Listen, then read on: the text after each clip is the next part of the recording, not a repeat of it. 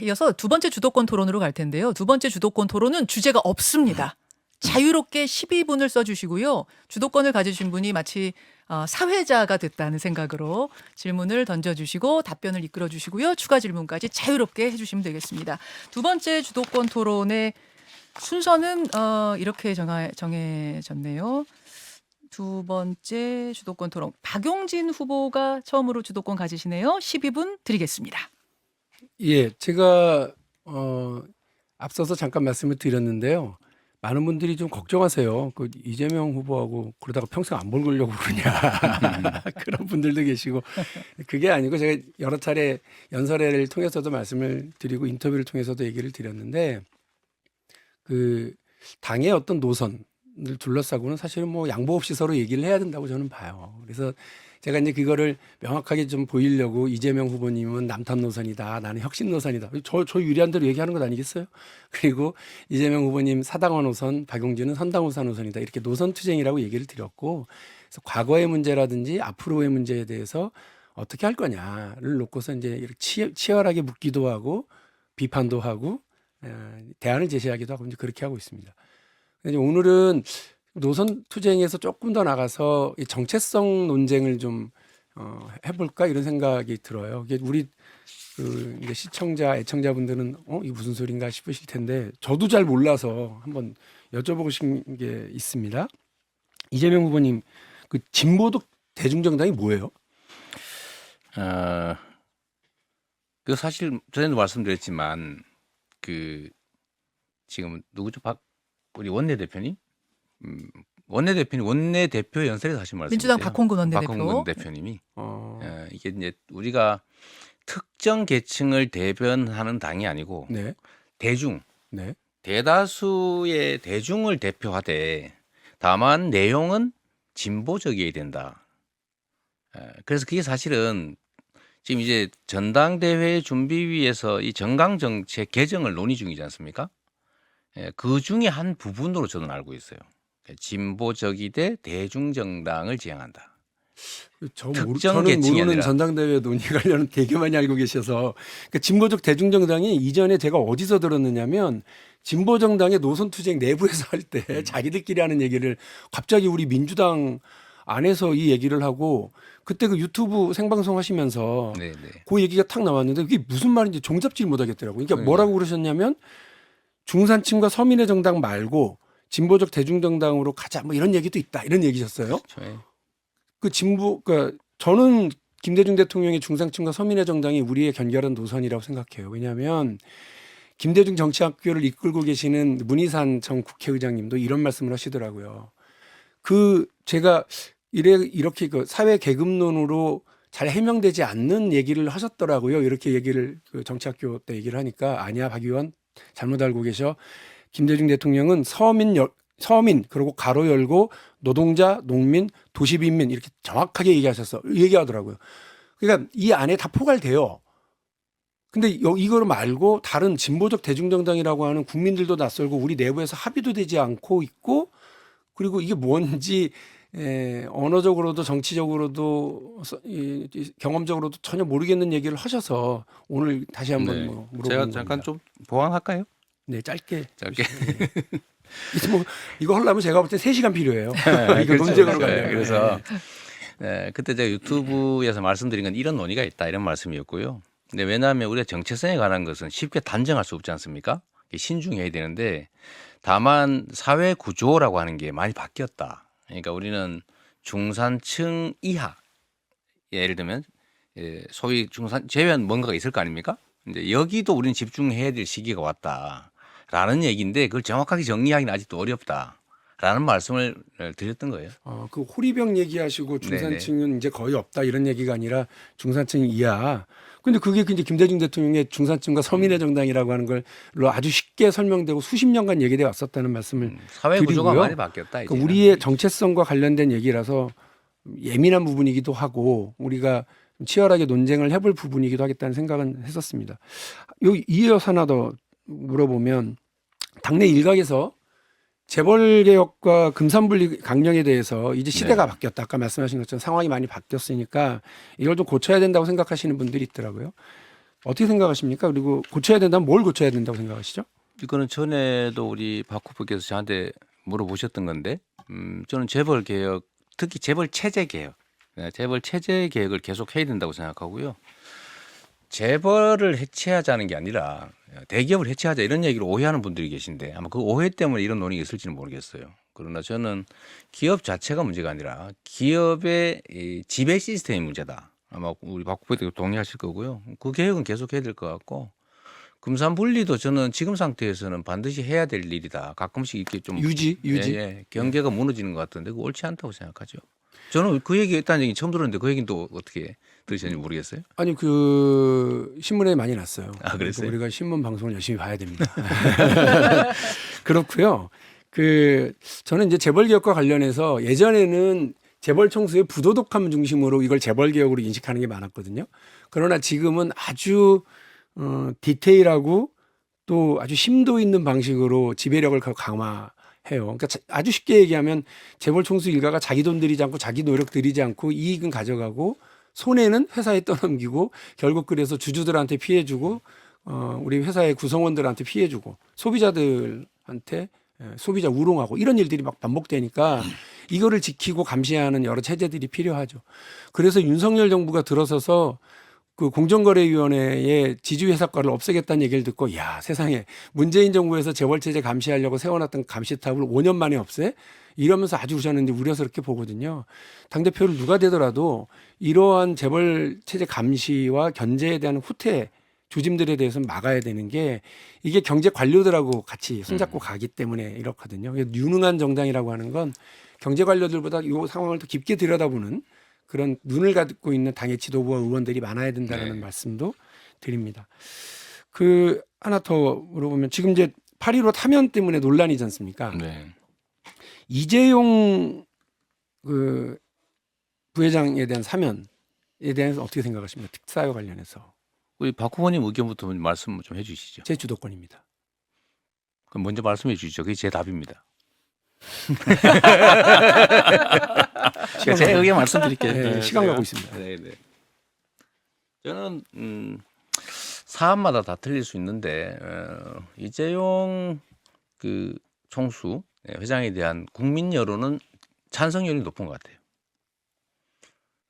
그래서 저는 이건 대통령 고유 권한이라 제가 이래라 저래라 또는 이게 좋다 저기 좋다 의견을 내는 게 적절치 않다고 생각합니다. 국민 여론을 판단해서 뭐 권한 있는 사람이 결정하겠지요.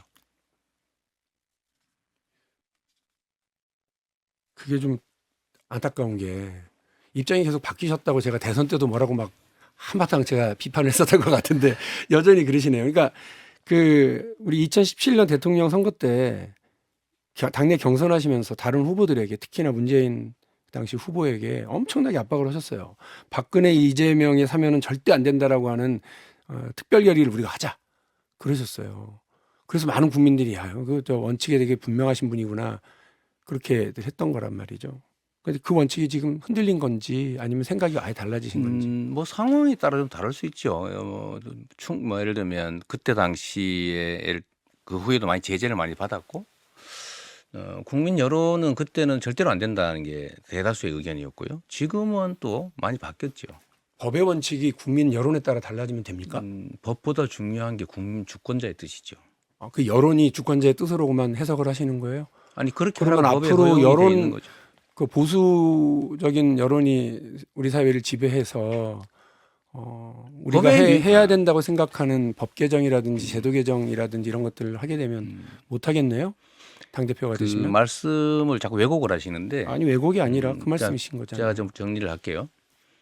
재량이라고 하는 게 있지 않습니까? 이거는 권한이 재량이에요.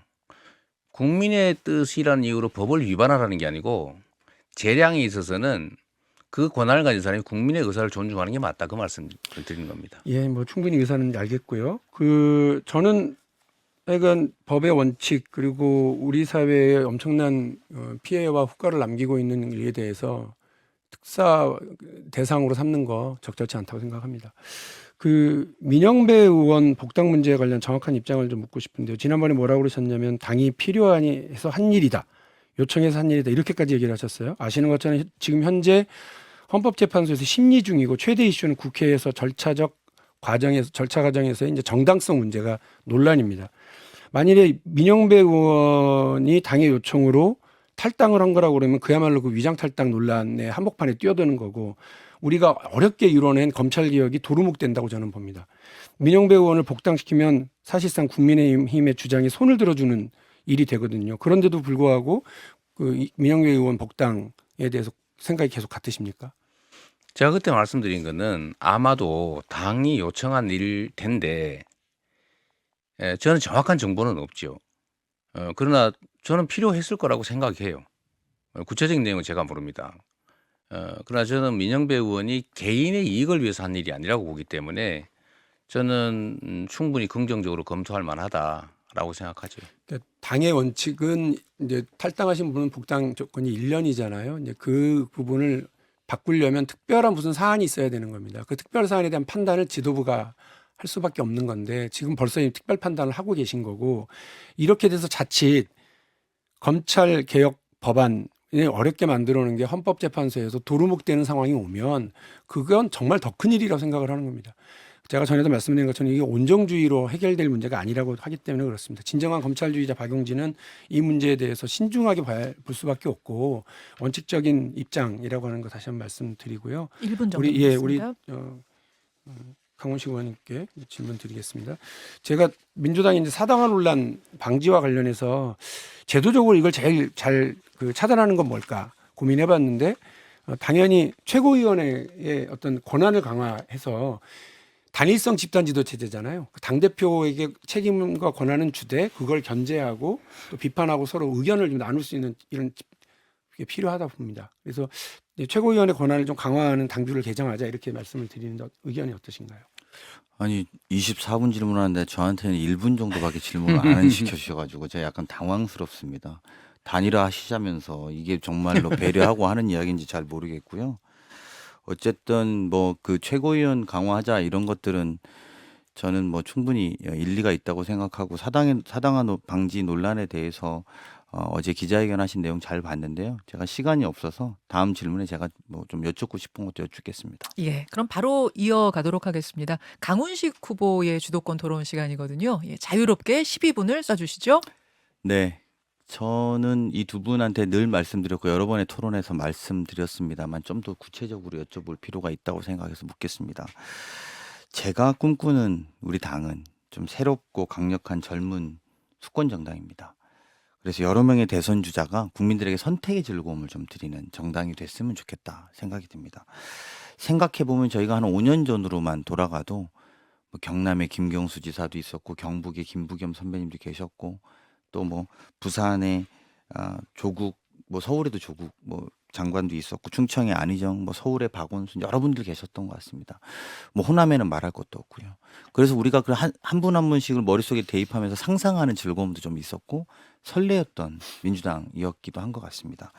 지금 사실은 당원들에게 설레임을 주는 건 그런 마음이어야 된다. 그래서 물론 뭐 유력한 주자들이 여기 계시기도 하지만 그것만으로 되지 않는 거 아니냐. 당이 좀 더 활기차려면 지역별로 거점별로 그런 대선 주자들이 좀 우리들을 좀 설레게 할 때 야 우리 당은 우리 지역은 이렇게 한번 해보겠어. 그리고 그것들이 마지막에 5년 후에 경쟁하고 또 드라마틱하게 이렇게 좀 당원들의 모함을 모아낼 때 저는 수권할 가능성이 훨씬 높아진다. 정권을 다시 갖고 올 확률이 높아진다 생각합니다. 생각해보면 노무현 대통령이 그러셨던 것 같습니다. 당시에 남해 군수였던 김두관 군수를 행안부 장관으로 스포트라이트를 탁 받게 해서 쭉 끌어올립니다. 그리고 일약 대선 주자급이 되셨죠.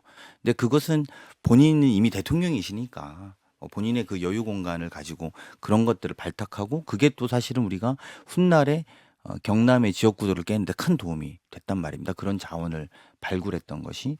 그래서 성장할 때까지 기다리는 것이 아니라 알아서 크는 것이 아니라 키워내는 게 필요하고 그래야 당이 젊어진다. 아까 제가 잠깐의 발언에서도 그런 이야기 했지만 야당은 이미 더 젊게 가고 있다는 지점도 지적하지 않을 수 없을 거라고 생각합니다. 두 분 다 뭐 대선에 나갈 뜻을 밝히신 분으로 알고 있습니다. 그래서 당대표가 된다면 필연적으로 그분들은 이제 경쟁 상대가 또 되는 것 않습니까? 그러니까 적당히는 키울 수 있지만 너무 크게 키우기에는 부담스러운 거 아닌가? 이런 생각을 할 수 있을 것 같습니다. 소극적일 수밖에 없다는 뜻이죠. 이재명 후보님도 중요한 우리 당의 장애 자산이고 대선 후보입니다. 잠재적인 대선 주자 발굴 육성하는데 구조적 한계 있다. 이런 우려에 대해서 어떻게 생각하십니까? 글쎄, 이 대선 주자라고 하는 게 누가 키운다고 키워지거나 그러는 건 아닌 것 같아요. 물론 계기를 만들 수는 있겠지만 결국 국민들에게 희망과 기대를 품게 할 수 있는 뭐 많은 자원들이 잠재적 자원들이 있죠. 기회는 부여하되 이제 그게 뭐 일부러 만들어지지는 않는다. 그 생각을 갖고 있습니다. 제가 당 대표를 하면 그게 장애가 될 거다라는 생각이 저는 동의하지 않습니다. 저는 오히려 많은 사람들한테 기회를 주는 방법이 될 수도 있다라고 생각하죠. 저는 그렇게 뭐 분명하게 말씀드리는데 팀이 이겨야 MVP가 있다. 우리가 체력 보강을 하지 않고 예를 들면 팀 자체가 우승할 힘을 키워놓지 않으면 아무리 잘해봐야 손흥민도 제가 보기에는 저기 동네 축구장 가면 실력 발휘가 어렵거든요.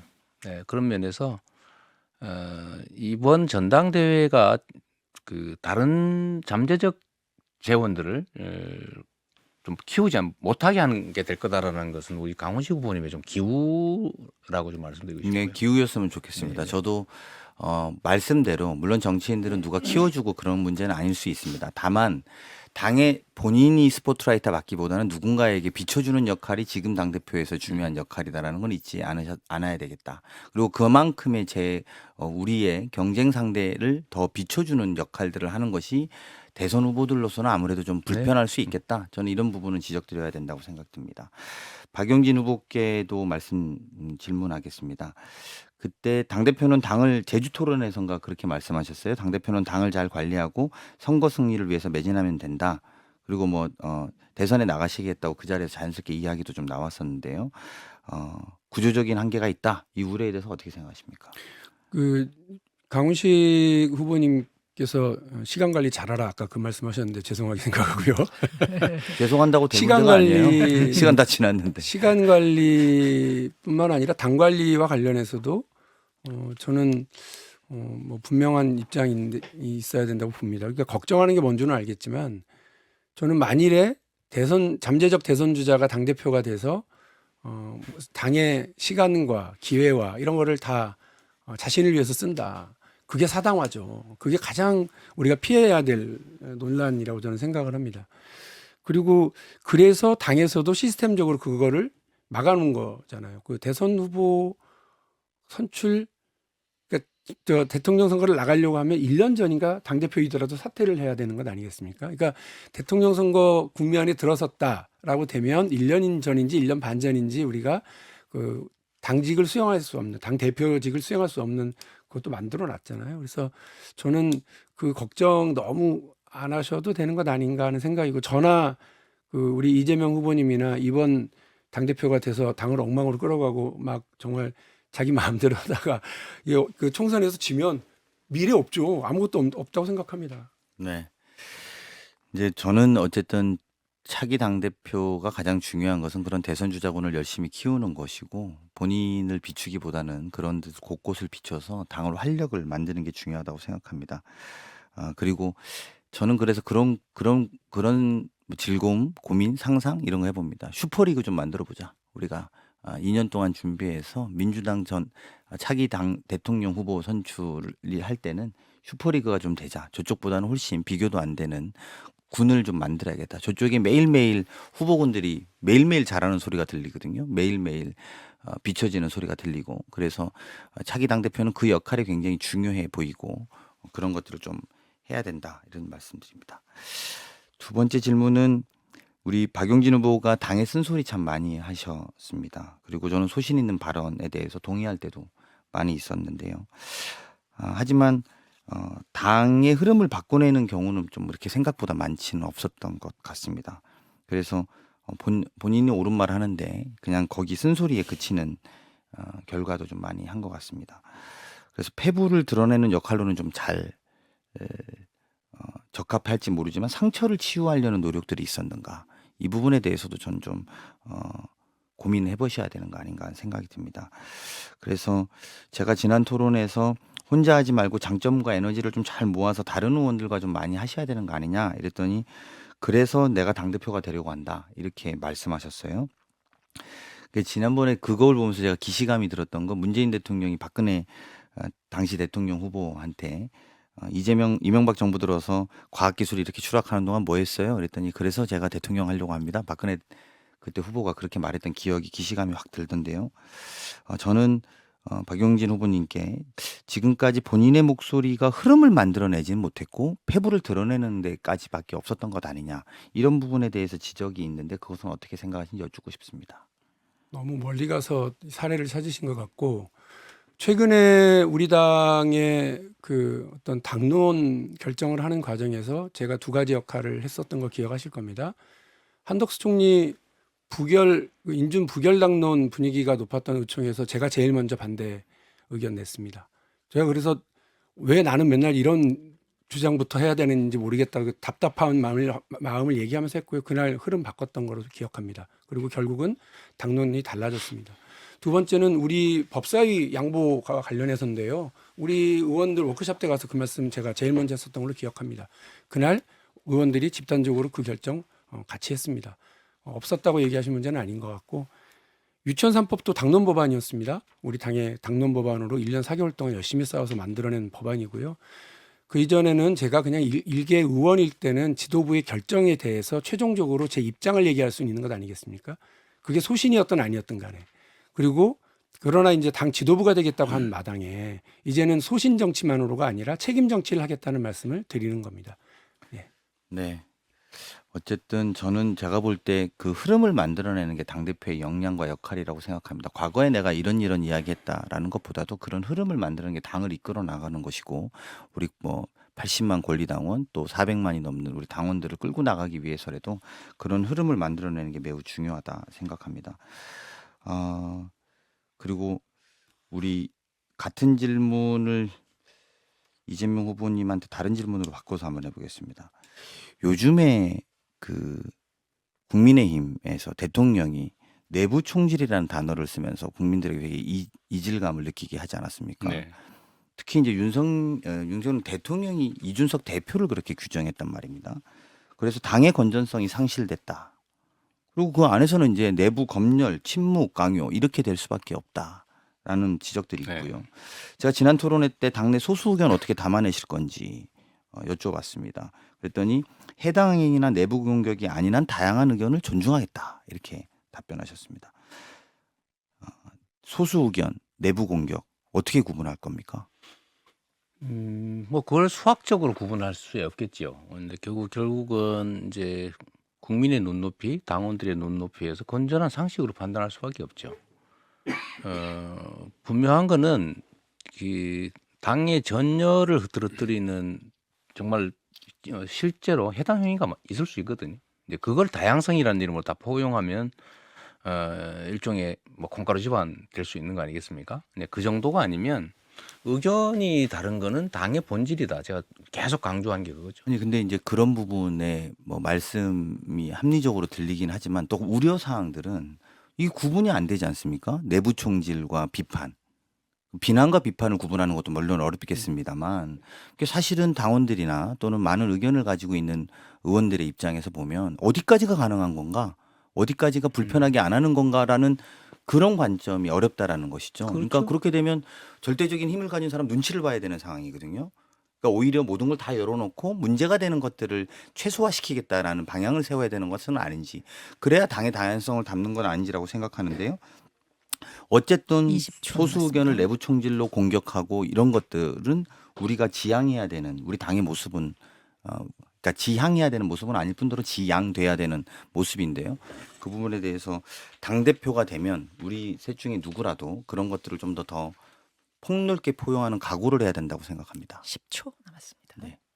여기까지 쓰시겠습니까? 아니 제가 2분 남아 있었거든요. 이 시간 멈췄더라고. 시간이 생겨서 타이머가 2분이 남아서 본식의 아, 시간은 왜 멈췄어. 이렇게 많나 이렇게 그래서 하나 더 하려고 하는데 저도 왜 이렇게 강훈식 시계를 후보 치워가지고 엄청 고장났어요. 강훈식 후보의 네. 시간은 왜 이렇게 느리게 가는가 그렇죠. 했는데 어느 순간 타이머 계속 2분이더라고요. 그래서 미작동 상태. 네. 지금 블루투스가 날씨가 굳어가지고 약간 그 순간 좀 미작동이 되고 이거 야당 탄압하는 거 아닙니까?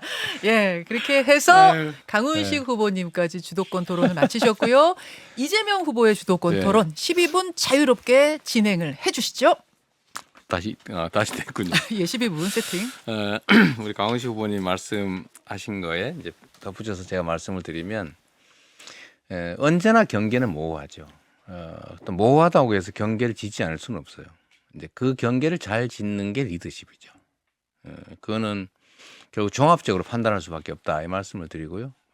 그걸 의문을 가지면 끝이 없을 것이고, 근데 합리적이라고 보면 또 합리적으로 잘 처리되면 결과로서 또 증명이 되지 않을까 싶어요.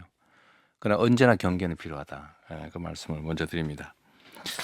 아까 우리 박용진 의원께서 말씀하셔서 하다가 이제 중단된 게 있는데, 저는 전에 우리 이런 논쟁이 있었잖아요.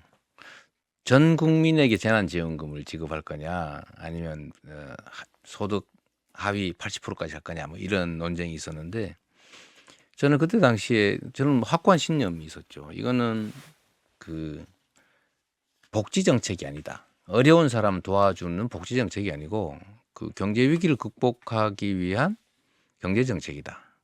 아니면 재난 정책이다. 근데 이 재난 정책이나 경제 정책에서 그 혜택을 왜 가난한 사람한테만 주자. 뭐 일견 일리는 있지만 그러면 세금 많이 내는 사람은 억울하지 않냐. 그 말씀을 그때 드렸고 이제 그게 사실 많이 충돌이 많이 발생했죠. 그런데 우리 사회에서 아까 말씀드렸던 것처럼 계층을 기준으로 어느 계층을 우리가 대변하겠다라고 하게 되면 그건 본질적으로 거기서 배제되는 계층이 있다는 거예요. 그런데 우리는 민주당은 자칫 그러면 부자는 제외하는, 부자를 대표하지 않는 정당이냐, 또 이런 오해가 발생할 수도 있다. 저는 우리 사회 구조가 많이 변했기 때문에 가능하면 모든 국민들을 포용하는 그런 정당으로 가면 좋겠다. 그래서 그 대중 정당의 방향으로 가면 좋겠다는 것이고요. 다만 그 내용 자체가 이제 진보적이면 좋겠다. 근데 진보라고 하면 우리 민생과 무슨 상반되는 개념처럼 생각하는 경향이 있는데, 정리하면 민생은 목표고 개혁은 과정이죠. 그래서 둘은 결코 배치되는 개념이 아니라는 이 말씀 아까 제가 보완할 기회가 없어서 말씀드리고요. 근데 우리 사회가 앞으로 저는 전 세계가 그런 똑같은 문제를 갖고 있다고 생각하는데, 이 불공정, 불평등 그로 인한 격차와 양극화, 이게 이제 경쟁력을 갉아먹고 있다. 효율성을 떨어뜨리고 있다 이 생각합니다. 지금은 기술혁명 시대죠. 사람들이 노동으로 생산하던 시대, 노동만으로 생산하던 시대에서 이제 노동의 비중이 점점 줄어들고, 그건 또 반대로 다른 측면으로 얘기하면 노동소득으로만 살 수 있는 사회냐, 그건 또 어렵겠다 이런 생각이 좀 들거든요. 그래서 우리는 아까 제가 출마 선언문에 말씀드렸던 부분인데, 최소한의 삶을 보장하는 사회에서 좀 기본적인 삶을 보장하는 사회로 가야 된다. 그리고 우리의 생산력 수준이 그 정도는 된다. 이렇게 제가 말씀드리고 있는데, 우리 박용진 후보님은 좀 이런 방향성에 대해서는 어떻게 생각하십니까? 뭐 앞서 잠깐 노선과 그 정체성 관련해서 얘기를 좀 하셨는데, 말씀을 들으면서 한 10대까지 질문이 막 솟았거든요. 물론 이건 3시간 정도 해야 될 문제인 것 같고, 질문 주신 것과 관련해서만 말씀을 드리면, 그래서 누누이 어쨌든 복지국가들은 혹은 민주적인 사회들은 계속해서 연금 제도를 보강하고 그다음에 사회 안전망, 사회 보장 제도들을 이제 강화해 왔었잖아요. 거기에 지금 말씀하시는 거는 또 다른 소득을 좀 얘기하시는 건데, 기본소득과 관련해서 질문이신 것 같기도 하고요. 근데 기본소득을 전면적으로 충분한 만큼의 기본소득을 당장 보장하기는 어렵잖아요. 그래서 제가 대선 국면 우리 토론할 때도 세 가지 임시적이고 단계적이고 절차적으로 좀 했으면 확장적으로 갔으면 좋겠다 이렇게 네. 말씀을 드렸고 필요한 실험, 필요한 제도라고는 보지만 그 부분에 대해서 1차적으로 청년 예술인들이라든지 네. 안정적인 소득이 지금 노동소득이 보장되고 있지 않은 우리 사회의 중요한 가치를 생산하는 분들 중심으로 우선 네, 적용하면서 실험적으로 좀 확장해 갔으면 좋겠습니다. 방향성은 동의하신다라고 이해해도 될 것 같네요.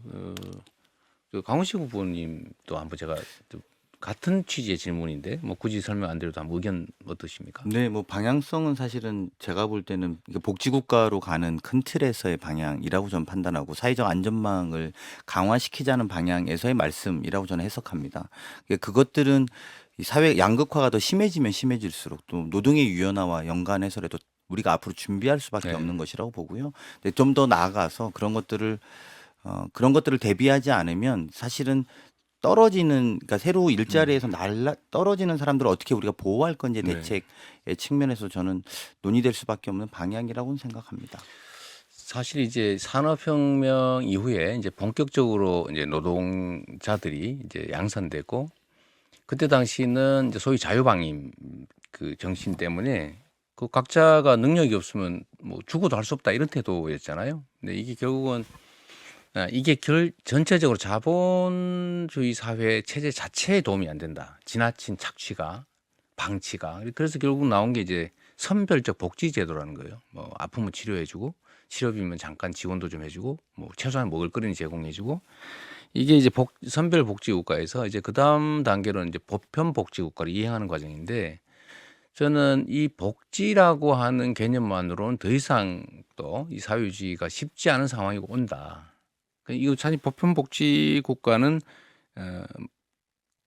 그 완전 고용 또는 노동소득으로 살 수 있다 이걸 대전제로 하는 것이거든요. 그래서 전 다음 단계로 높은 생산력에 터 잡아서 우리 국민들의 기본적인 삶, 예를 들면 통신을 접촉할 기회라든지 교육을 받을 기본적인 기회라든지 주거에 대한 기본적인 기회라든지 진료에 대한 기본적인 기회라든지 어쨌든 소득과 뭐 등 다 이런 기본적인 서비스, 기본적인 삶이 보장되는 사회로 가야 된다는 게 제 생각입니다. 사실 그렇게 하려면 우리가 OECD 대비 조세 부담률이 지금 현재 20% 정도가 좀 됐다는데 이 정부에서 너무 빨리 올라왔다 이렇게 주장하지만 여전히 OECD 평균에 비하면 매우 부족한 그런 상태입니다. 근데 여기서 이 감세 정책을 취한다고 하는 것은 이런 미래 사회를 대비한다는 측면에서 매우 부적절하다. 뭐 이 점에 대해서는 다 두 분 다 공감하실 것 같아요. 혹시 하실 말씀? 저는 우리 박용진 후보님이 전에 법인세 감세를 자꾸 주장했던 게 자꾸 더 올라서 그러는데 좀 어떠세요? 아까도 말씀드렸지만 법인세 감세와 소득세 감세를 그때 주장했던 2년 전의 상황은 지금 상황하고 다르죠. 경제 상황이 다르기 때문에 그걸 자꾸 윤석열 정부하고 똑같이 비교하시는 건 아닌 것 같고 아까도 윤석열 정부의 법인세 감세 취지와 방향, 내용 이런 것들이 다 적절치 않다고 말씀을 드렸고요. 하나 더 우리가 지금 조심스럽게 봐야 되는 건 뭐냐면 OECD 평균보다 낮다고 그러지만 우리 사회에 이 복지와 관련된 그 재정 부담이요 너무 빨리 확장되고 있습니다. 이 무슨 말이냐면 초고령 사회로 가면서 인구 구조가 지금 변하고 있잖아요. 그러니까 이분들을 떠받치기 위한 이제 노동시장에서 활동하지 않는 분들을 비경제 활동 인구를 떠받치기 위한 이 비용이 네. 엄청 들어가기 때문에 그래서 이걸 두 가지를 다 봐야 된다. 알겠습니다. 지금은 낮지만 앞으로 엄청 빨라지겠구나. 이 확장적으로 가는 것을 어떻게 부담할 거냐. 이 고민을 동시에 같이 해야 되는 문제라고 네. 봅니다. 그래서 제가 좀 구체적인 말씀을 한번 드려보고 싶어요. 이게 이제 양극화 불평등이 심화되는 결정적인 이유는 소위 신자유주의 그 사조 때문이기도 하고 이제 경쟁 만능주의, 승자 독식이 당연한 거다. 요즘은 이제 이게 능력주의라는 이름으로 이제 정당화되고 있죠. 능력 있는 사람이 그 능력만큼 하는 거 당연하다. 뭐 일면 타당성이 있습니다. 근데 여기에 대해서도 약간의 반론이 있죠. 그 능력이라는 것조차도 불평등의 산물일 수 있다라는 지적이거든요. 그래서 그 문제에 대해서 또 우리 그 강훈식 후보님 의견들을 한번 나누고 싶어요. 그냥 뭐 질문자기보다는 의견이 어떠신가? 아니 좀 맞는 말씀이죠. 최근 우리가 근데 사실은 현장에서도 느끼고 있는 거죠. 제가 많이 아쉬웠던 거 국회 합의된 사항이었는데 민생경제 안정특위에서 이번에 유류세 탄력세율을 30%에서 50% 이제 하고 그리고 직장인 식대 비과세를 네네. 10만 원에서 20만 원 상향하지 않았습니까? 네. 근데 저는 여기서 우리 당이 좀 놓쳤던 포인트들도 이제 그것과 같이 능력주의 있는 능력이 되는 사람은 이런 혜택을 받아요. 근데 누가 우리가 혜택을 못 받느냐? 자영업자 550만 명 그리고 또 비임금 근로자 700만 명에 해당되는 분들은 이 식대의 이런 조치들을 받지를 못하는 거예요. 그러니까 우리 당의 소외된 사각지대들이 존재하더라는 것이죠. 그러니까 말씀하신 것처럼 그렇게 능력 있는 사람들도 그 어쨌든 사회의 제도권 안에 있는 분들은 다 대접받고 이렇게 되고 있는 반면에 안 되고 있다. 그리고 오히려 좀 더 나가면 이런 분들은 뭐 자영업자, 개인사업자, 특고 이런 분들은 출산휴가, 육아휴직도 상관없습니다. 지금 아무런 혜택이 없거든요. 이제 이런 것들을 우리가 제도적으로 만들고 틀을 보강해 주는 것이 민주당이 해야 될 역할이다 이렇게 생각합니다. 그래서 사실 우리가 이제 그 자유라는 이름으로 이제 경쟁 만능주의 또는 시장 만능주의 여기에 지금 경도돼 있는데 이 자유가 표면적인 형식적인 자유는 사실은 본질적으로는 억압인 경우가 많아요. 예를 들면 내가 빚을 많이 졌는데 그 장기를 팔 자유 이런 건 자유가 아니거든요. 예를 들면 내가 생명을 던질 자유 이건 자유가 아닙니다. 그래서 제가 최근에 그 이자 계약을 법이 정한 그 이상으로 하면 이자는 못 받게 하자 아예. 근데 그것도 뭐 몇 배씩 이렇게 더 받으면 원금도 못 받게 하자 이런 법안을 저희가 냈거든요. 이게 사실은 법으로 하지 말라는 걸 했는데 법률이 보호하는 건 문제 있다. 그렇죠? 우리가 합의에 의해서 법률이 금지한 것을 개인들이 위반했는데 일정 정도까지 보호해 준다. 이거 옳지 않거든요. 우리 그냥 간단하게 이 법안 우리 혹시 같이 좀 추진해 주실 생각 있으신가요? 법안을 보고 판단해야 될 문제인 것 같아요. 그냥 취지 좋다고 그래서 우리가 추진했다가 된통 혼난 경우도 많잖아요. 알겠습니다. 우리가 그거 좀 강 의원님 신중하게 어떠세요? 봐야죠. 네. 근데 저는 이 법안을 봤어요. 아마 2호 법안 되신 네, 것 네. 같은데 저는 이제 일단 그 법정 최고 이유를 초과해서 금전계약하면 이거 원천으로 무효시킨다는 20초. 취지의 법안이었던 것 같은데 네. 사이다 같은 법안이긴 합니다. 하지만 이게 아마 이제 변호사 출신이라서 더 잘 아실 건데 민법의 원칙 있지 않습니까? 이제 그런 걸 고려하면 형성된 법률 관계를 넘긴 좀 어려울 것도 있기 때문에 아마 법안 심사 과정에서 그런 건 논의될 거라고 봅니다. 그 심사를 제가 합니다. 불법은 보호되지 않는다. 네, 그 잘 지켜야 될 것 같아요. 여기까지. 주도권 토론 아주 정확하게 지켜주셨어요. 김현정의 뉴스쇼는 시청자 여러분의 참여를 기다립니다. 구독과 좋아요, 댓글 잊지 않으셨죠? 알림 설정을 해두시면 평일 아침 7시 20분 실시간 라이브도 참여하실 수 있습니다.